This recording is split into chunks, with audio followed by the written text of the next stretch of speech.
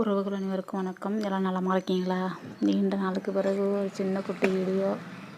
இப்போ நான் ஒரு கன்று வைக்கிற இடங்கள்லாம் எங்கள் வீட்டில் வெறும் தோட்டமாக தான் இருந்துச்சு.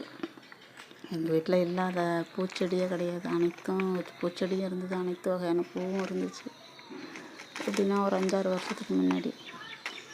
இப்போ ஒரு 2 வருஷமாக நாங்கள் ஆடு வளர்க்குறதால எங்கள் வீட்டில் ஒரு பூச்செடியோடு இல்லை. எல்லாம் அந்த ஆடு வந்து தின்னுட்டு இப்போ ரொம்ப மனசு கஷ்டமாக இருக்குது.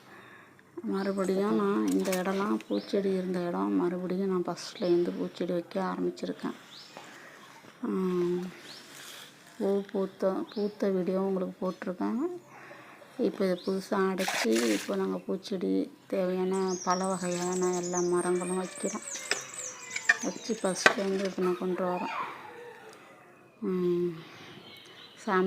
சாமிக்கு தேவையான பூக்கள் எல்லாமே நான் எங்கள் வீட்டிலேருந்து பறித்து தான் பூஜைக்கு பயன்படுத்துவோம். கடையில் நாங்கள் பூவை வாங்க மாட்டோம்.